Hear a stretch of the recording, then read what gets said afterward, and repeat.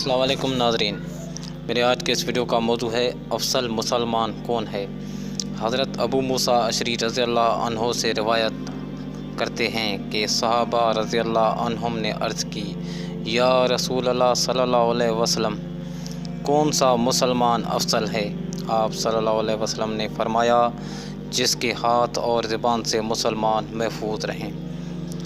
حضرت انس رضی اللہ عنہ سے روایت ہے کہ نبی کریم صلی اللہ علیہ وآلہ وسلم نے فرمایا، تم میں سے کوئی شخص اس وقت تک مومن نہیں ہو سکتا جب تک اپنے بھائی کے لیے وہ پسند نہ کرے جو اپنے لیے کر رہا ہے۔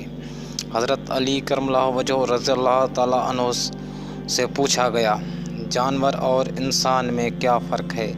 آپ نے جواب دیا، جو صرف اپنے لیے سوچے وہ جانور ہے، اور جو دوسروں کے لیے سوچے وہ انسان ہے۔ رسول اللہ صلی اللہ علیہ وسلم نے فرمایا، کوئی شخص اپنے بھائی کو اس کے بیٹھنے کی جگہ سے اٹھا کر خود اس کی جگہ نہ بیٹھ جائے۔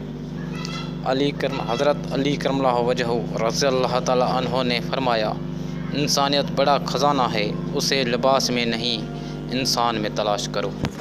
حضرت عبداللہ بن عمر رضی اللہ عنہ سے روایت ہے کہ ایک شخص نے رسول اللہ صلی اللہ علیہ وسلم سے پوچھا، اسلام کی کون سی خصلت بہتر ہے؟ آپ صلی اللہ علیہ وسلم نے فرمایا، کھانا کھلانا اور ہر ایک کو سلام کرنا، خواہ آپ اسے جانتے ہو یا نہ جانتے ہو۔ صرف خود کو مسلمان کہنے سے کوئی افضل مسلمان یا اچھا انسان نہیں بن جاتا جب تک وہ اسلام میں پورا داخل نہیں ہو جاتا۔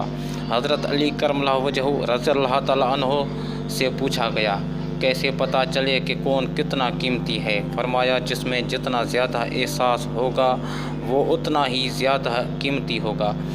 دین اسلام نے جگہ جگہ دوسروں کے احساس کا درس دیا ہے۔ غریبوں اور یتیموں کا احساس کرو اور آپس میں جڑے رہو۔ دین میں فرقے نہ پیدا کرو۔ خود کو اچھا سمجھنا اور دوسروں کو کم تر سمجھنا غرور اور تکبر میں شمار ہو جاتا ہے۔ تکبر سے بچو، کیونکہ تکبر انسان کو لے ڈوبتی ہے۔